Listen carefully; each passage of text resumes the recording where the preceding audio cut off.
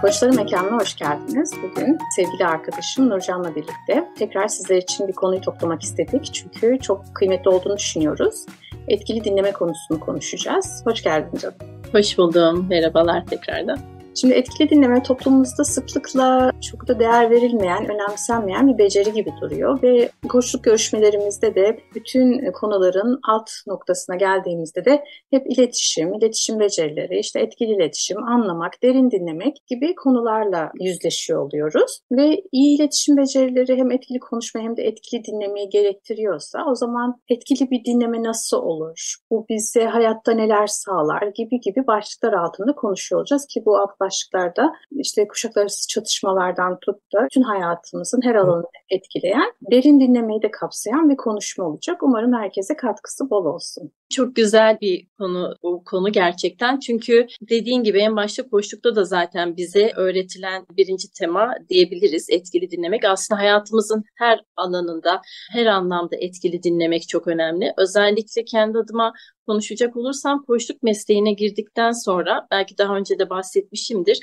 Çok da aslında etkili ve dikkatli dinlemediğimi ben mesleğime girdikten sonra fark ettim. Çünkü birçoğumuz gibi ben de diyeyim, karşımızdakini dinlerken sadece ona bakarak onun konuştuklarını dinlemek olmuyor. Çünkü o sırada bazen aklımızdan başka şeyler geçebiliyor ya da işte o konuşurken hemen tamamlasın ben bir cevap vereyim ya da şuradan bir fikir vereyim, akıl vereyim falan durumuna geçiyorduk. Kendim de hani bunu yaptığım zamanlar ve süreçler oldu ama koçluk mesleğine girdikten ve bu eğitimleri aldıktan sonra anladım ki aslında ben de ki kendi adıma etkili dinlediğimi düşünen biriydim ama öyle değilmişim ve bu seanslarımla, uygulamalarımla birlikte etkili dinlemenin önemini ve karşıya da kazandırdığı şeyleri çok daha iyi fark ettim. Keza ailemde, çocuklarımla ya da ilişkilerimde de bunun farkını gerçekten bariz bir şekilde yaşadım. Etkili dinlemenin önemi gerçekten çok büyük. Yani birçok konuşmalarımızda hep anlatıyoruz ve dediğim gibi zaten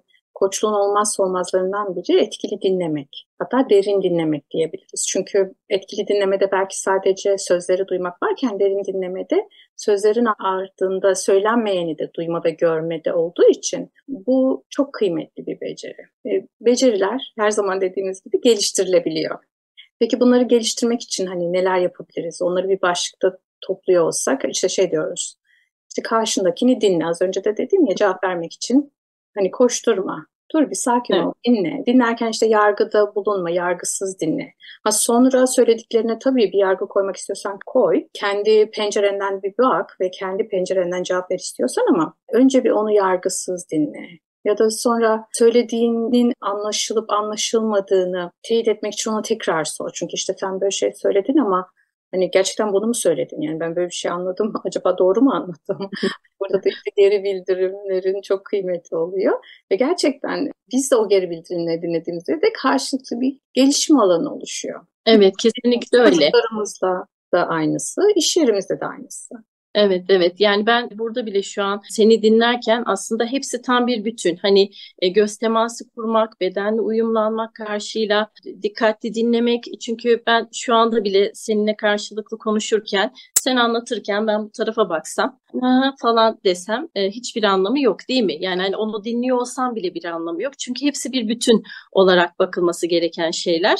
Bu anlamda da çok güzel söyledin. Yargısız dinlemek. Yani illa ben orada bir şey söyleyeyim ya da işte orada işte şimdi gidince şunu pişirecektim falan başka şeyleri düşünmek değil de evet ne anlatmaya çalışıyor, ne söylemeye çalışıyor bana diyerek etkin bir şekilde dinlemek bu oluyor esasında. Herkes diyor ki dinliyorum ya ben. Yani hani biliyoruz zaten dinlemeyi. Hayır aslında birçoğumuz dinlemeyi bilmiyoruz.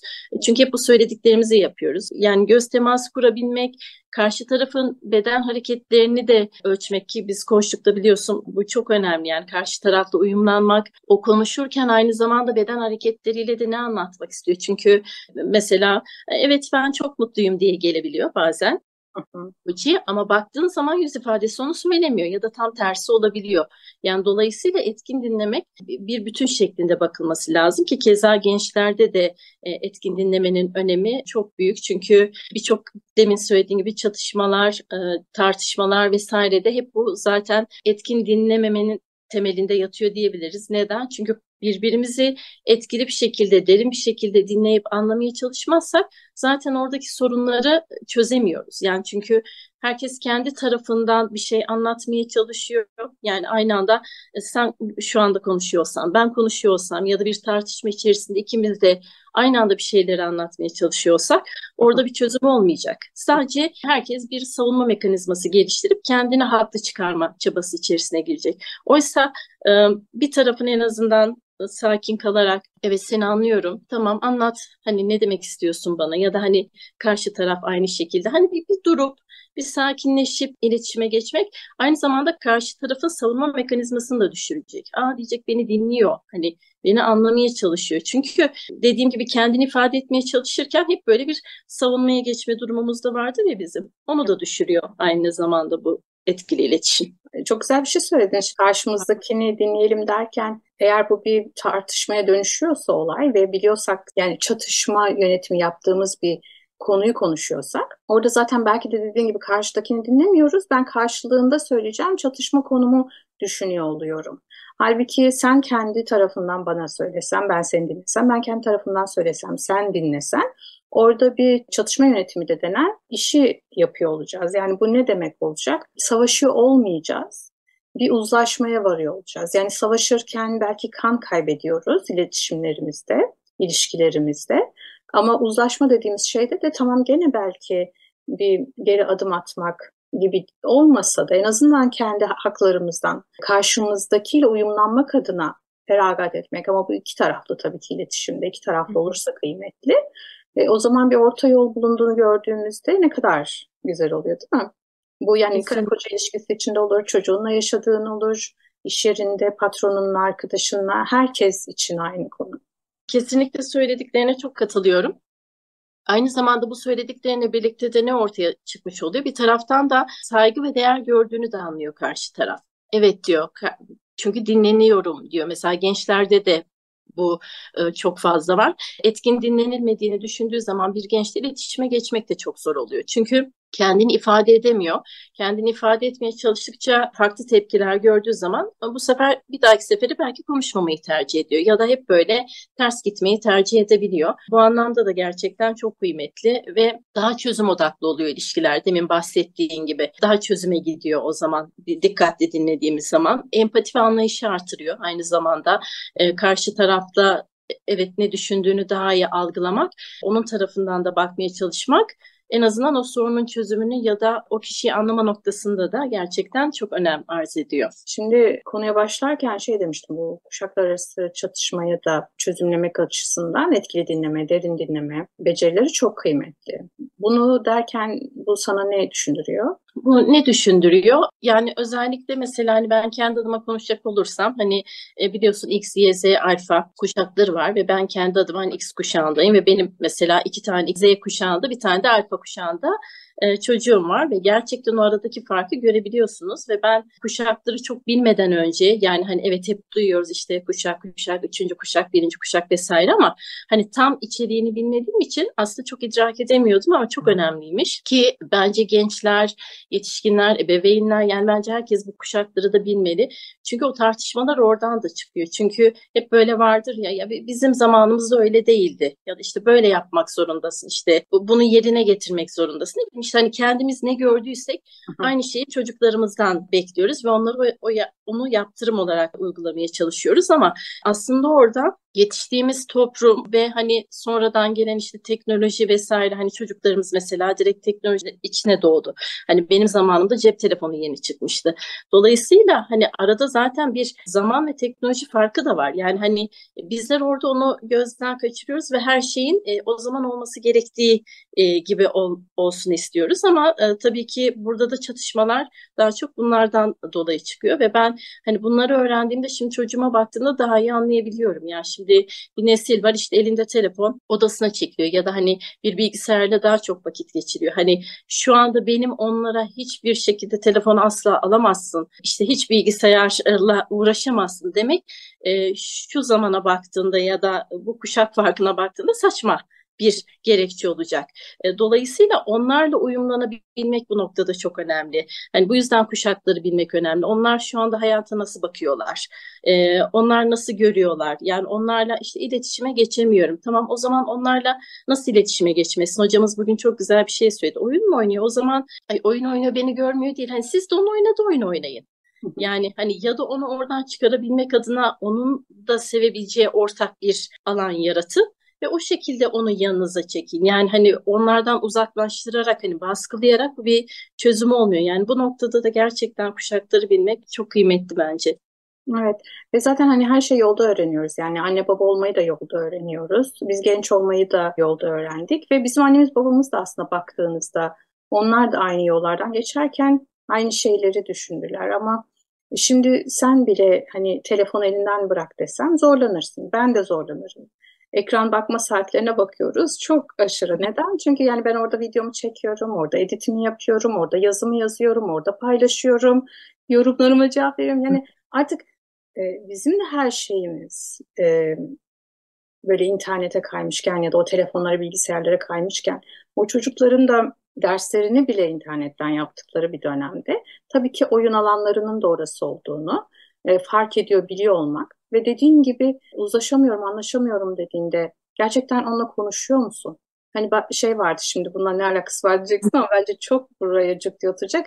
Eskiden şey derlerdi, ders derste dinle. İşte hoca anlatırken dinle, o zaman anlarsın. Aslında çocuk konuşurken dinle. Çocuk belki sana geldi konuştu ama sen o zaman dinlemedin. Ondan sonra da hadi anlat bakayım. Olmuyor. Anlatmıyor belki dediğin gibi. Ya da işte sen kendi ailene gösterdiğin sabrı ya biz ne kadar sabırlıydık diye anlatıyorsun belki çocuğa. Çocuk umursamıyor çünkü onda öyle bir kelimenin karşılığı yok. Ya da sabır onun için başka bir anlam ifade ediyor. Sen sordun mu çocuğun için sabır ne demek? Bilmiyoruz onlar için o kelimenin karşılığını. Sen gerçekten yeni bir dil öğreniyormuş gibi bizden öncekilerle de konuşurken aslında öyleydik ama belki biz onu fark etmeden geçtik. Ama şimdi bizden gençlerle de daha çok fark ettiğimiz bir alana kaydık. Çünkü uçurum bayağı açılmaya başladı. Gördüğümüz olaylar, yaşadığımız olaylar ve ben istisnasız herkesin şunu söylüyor. Ben çocuğumla anlaşamıyordum. İletişim sorunu yaşıyoruz. Çatışıyoruz. Anlamıyor bizi. Hep anlamıyor bizi. Ama biz onları hiç anlamıyoruz gibi bir cümle gelmiyor yani. O yüzden orada da bir koçluk becerisi yapıp belki kendimize herkes otursun. Yani herkes koç olmak zorunda değil ama kendine bir güçlü sorular sorsun. Desin ki ben bu çocuğu anlamaya çalışıyor muyum? Ben bu çocuğa gerçekten güçlü sorular soruyor muyum? Anlamak adına ya da kendisini ifade etmesi adına. Verdiğin örnek de çok güzeldi. Ben onun ilgi alanlarının farkında mıyım? O ilgi alanlarına değer gösteriyor muyum? Ya da ne saçmalıyor bunlar? Gene kaç tane asker öldürmüş bilmem ne yapmış. Ne yapıyorsa o bana çok basit gibi geliyor ama onun orada bir değer kaynağı. Ben onu basitleştirdiğimde de o zaman onu değersizleştirmiş oluyorum. Oyununu değersizleştirmiş olmuyorum aslında. Bunları fark etmek, iletişimimizi güçlendirmek adına kıymetli olacaktır. Evet, evet kesinlikle öyle. Hatta şey söyledi hocamız, Evrim Kur'an'ın kitabı, Kuşaklar kitabını mutlaka okuyun diye. Aslında ben bunun üzerine böyle bir atölye ya da webinar gibi yapmayı da düşündüm. Sırf kuşaklar üzerine. Çünkü ve çok güzel orada bir söz var. Buradan okumak istiyorum Evrim Kur'an'ın kitabında. Her kuşak kendisinde eksik olanı yani kendi gelişimine açık olanı diğer kuşakta yetiştirir. Yani bu o kadar güzel bir söz ki ama şöyle de bir durum var. Mesela biz çok sorumluyuz. Sorumluluk sahibiyiz. Yani benim zamanımda öyleydi. O yüzden hala da ben öyle devam ediyorum. Dolayısıyla çocuklarımızı da öyle yetiştiriyoruz. Ama hani benim çocuklarım hani bana bakarak daha farklılar birçok konuda. Aslında demek ki ben de belki de o durumdan çok memnun değilmişim. Yani hani bu söz çok güzel ve anlamlı geldi bana bu anlamda. O yüzden paylaşmak istedim ve söylediğin çok kıymetli. Çocuklar bu anlamda dinlenmediği zaman demin de aynı şeye gelecek. Yani saygı görülmediğini, değer verilmediğini düşünecek o söylediklerimizle ve davranışlarımızla. Aslında bir taraftan örnek de olmamız lazım. Yani hani biz onları etkili dinleyip anlamaya çalışırsak onlar da aslında diğer bireyleri sonrasındaki yani hayatları boyunca başkalarına karşı saygılı ve empati kurarak anlayışlı olmayı öğrenecekler. Bu anlamda da gerçekten çok önem arz ediyor. Yani kuşaklar anneanne, babaanne, dede, torun arasında da bu yüzden çatışmalar çok çıkıyor. İşte sen çok harcıyorsun, ne bileyim çok işte ne gerek vardı şimdi bunu da almana falan, ama şimdi öyle değil ki. Yani burada da şey de işte yapamıyorsun. Ya hani sen de yanlışsın. Hayır, yok öyle bir şey. Zaten oradan çıkıyor çatışma. Ya ne demek, olur mu öyle şey? İşte senin zamanında öyleydi, şimdi böyle ille yapacağım. Bu tarafa ne gibi geliyor? Hani benimle inatlaşıyor. İşte beni dinlemiyor, benim otoritem kalmıyor. Ondan dolayı sıkıntılar oluşuyor. Oysa çocuk kendi tarafından bakıyor. Hani o da o kendi tarafından baktığı için esasında burada haklı haksız diye bir şey de aramamak lazım. Ama iki tarafın birbirini anlaması. Yani hani o yüzden gençlerin de biraz bu kuşakları bilmesinin önemini ben daha iyi fark ettim. Çünkü onlar da o zaman hani anne babalarının ya da anneanne babaanne dedelerinin de neden onlara bu şekilde davrandığını, hani o aradaki farkları ve o süreçteki özellikleri görünce, ha evet ya, yani çünkü o zaman öyleymiş. Yani ne bileyim, hani bizim zamanımızda savaşlara yakındık. Ama onların şimdi bambaşka bir dünyası var. Dolayısıyla bunları fark edildiği zaman o çatışmalar da daha aza inecek. Yani bunda da en önemli nokta, yine senin de söylediğin gibi, etkili dinleme, derin dinlemeyle yine burada bütünleşiyor. Çok güzel bir şey söyledin. Hani buna ne gerek var dediğimiz şeyler çok oluyor. Yani ben onu azaltmaya çalışıyorum ama içimden söylüyorum ya şimdi buna ne gerek var. Ama biliyorum ki benim ne gerek var dediğim şeye onun bir ihtiyacı var. Onun bir ihtiyacını kapatıyor. Ve orada işte onun hangi ihtiyacını kapattığını da bilmek önemli belki. Çünkü o zaman da e, hala elimizin altında oldukları için tabii ki onların etrafında gözlemci, koruyucu olma yükümlülüğümüz de var. Hı hı. Ama bunu yapabilmek için de o zaman işte konuşuyor ve iletişim kuruyor olmamız çok kıymetli. Evet, evet, kesinlikle öyle. Bunun içinde neler yapabiliriz noktasına baktığımızda, söylediğin gibi dinlerken onlara geri bildirim vermek sözleriyle. Mesela işte sinirli mi? Evet, şu an çok sinirli olduğunu görüyorum. Yani hani seni anlıyorum, o fark ettirmek, yargısız dinlemek. Duygusal, dediğim gibi işte durumunu anlamak, onun bulunduğu. Aktif dinlemek, işte göz ve beden temasıyla tam olarak dinlemek. Bu anlamda da yani gençlerimiz tarafından gerçekten çok o zaman iletişimde farklılık gösteriyor. Bizlerle olan iletişimde de, bizim de onlarla olan iletişimimizde. Ve mesela kendimizi büyük olarak görüp hani her şeyi doğru yaptığımızı düşünmemeyi ekleyeyim ben o zaman. Çünkü öyle bir kalıbın içine soktuğumuzda kendimizle oynayabildiğimiz, dalga geçebildiğimiz bir alanda olmuyor. Ama çocuğunuzun karşısında kendinizin de hata yapabildiğini gösterdiğinizde o da kendi hatalarını kabul edilebilir görüyor ve o zaman birbirinizin hatalarıyla eğleniyor, gülüyor ve iletişiminizi güçlendirebiliyor oluyorsunuz. Evet, evet, kesinlikle kesinlikle öyle oluyor. Bir de baktığımız zaman şimdiki zamanda hani çalışma hayatına, işte alışverişe gidenlere, ne bileyim, yani hayatın birçok alanında aslında şu anda hep bu Z kuşakları, alfa kuşakları, artık onlar daha çok hayatın içerisinde ve var olmaya da devam edecekler. Hani bu anlamda da hani çalışan, hani kurumlarda çalışan, orada burada çalışan, yani gençleri anlamamız bu noktada da çok önemli. Çünkü artık onlarla iç içeyiz daha çok. Onlarla yol alıyoruz. Ya da şirketlerde de aynı şekilde. Hatta hocamız dedi bugün, yani bizler uzun zamandır çalışırdık bir iş yerinde. Ne bileyim 10 yıl, 20 yıl işte emekli olursun, ama şimdiki kuşak 2 yıldan sonra diyor değişmek istiyor artık. Ya tamam, benim burada işim bitti. Hani orada bir onun önünü açacak ya da yükselecek bir şey göremiyorsun. Tamam, orada bitirebiliyor diyor. Yani hani onlar bizler gibi değil, yani artık muhatabımız da onlar, iletişimde olduğumuz kişiler de onlar. O yüzden bunu fark etmek çok önemli. Hani yoksa buradan baktığımızda ya mis gibi işin var, hani çalışsana, hemen 2 yıl oldu işte, hemen şey oldun, bıraktın gittin, ama değil yani, onlar işte bambaşka yerden bakıyorlar. Yani direkt teknolojinin içine doğmuş şekildeler, hızlı yaşıyorlar. Yani önceki kuşaklarda da hani bir kuşak arası geçiş 37 yıla yakın, yanlış hatırlamıyorsam, bir süreç gerektirirken şu an o kadar kısa ki.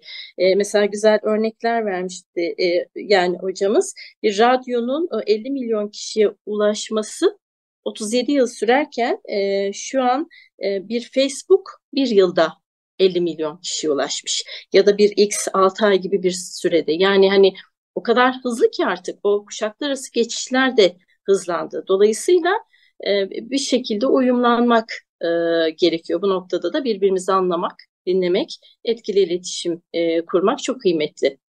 Ve gene çok güzel bir şey söyledin. Hızla alakalı benim aklıma şey geldi. Çocuklarla konuşurken de algılama ve dinleme süreleri düştü. O yüzden otur çocuğum ben sana bir hikaye anlatayım da oradan bir anlam çıkaralım devri bitti. Direkt sizden ne anlatmak istediğini duymak istiyor. O yüzden siz de belki hani kendimi de için içine kataraktan vermek istediğimiz mesajı net ve direkt vermeyi öğrenmemiz gerekiyor diye düşünüyorum. Evet, kesinlikle öyle.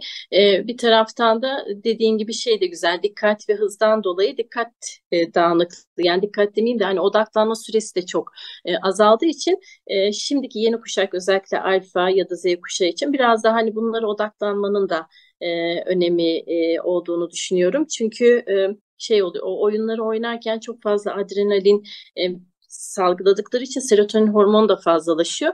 Dolayısıyla ondan çok keyif alıyorlar. Yani oyunun başından kalkınca aynı hazzı bulamadıklarında o onları mutsuz ediyor. Yani bu noktada da onları o alandan çıkarıp biraz daha sosyalleşme noktasında ne bileyim hani bir basketbolu buradan oynamak değil de bir hani spora gitmesi ya da hani ne seviyorsa hani ben farazi şu anda söylüyorum.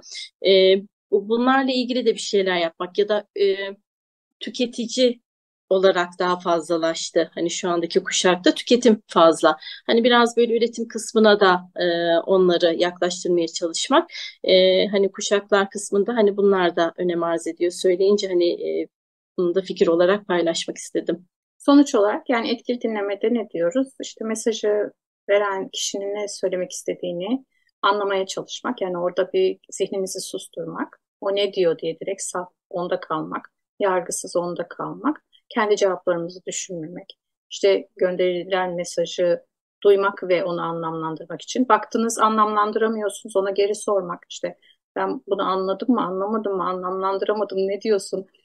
Oradan bir ondan geri bildirim alıp işte diyaloğa dönüştürmek, bir monolog gibi devam etmemek ve onu anladığınızı hissettirecek şeyler. Hani dediğin gibi bir göz kontağı, baş sallamak olabilir. Sabırlı olmamız dinlerken yani hemen bir ne anlatmak istiyor bir ifade etsin kendini bir tamamen bir anlatsın ne varsa hani sözünü kesmeden bir şey söylemeden hani o alanı da açmak yani bir duralım yani hani böyle heyecanlıyız ya hemen böyle bir hazırız yani bir sakin olalım mesela o da önemli o noktada. Teşekkür ederim. Ağzına sağlık. Çok güzel şeyler konuştuk. Eklemek istediklerim varsa onları da alayım. Eklemek istediğim aslında uygulaması çok basit. Yani ve uyguladığımızda çok güzel açılımların olabileceği, çok güzel iletişimimizin olabileceği bir konu. Öncelikle bunun için teşekkür ediyorum. Yani hani çatışmalarımızı azaltmak istiyorsak, birbirimizi anlamak istiyorsak, ilişkilerimizi güçlendirmek istiyorsak lütfen birbirimizi etkili ve derin bir şekilde dinleyelim diyorum. Teşekkür ediyorum. Ben teşekkür ederim. Bugünlük de bizden bu kadar olsun. Bir sonraki programlarda görüşene kadar hoşça kalın. Hoşçakalın.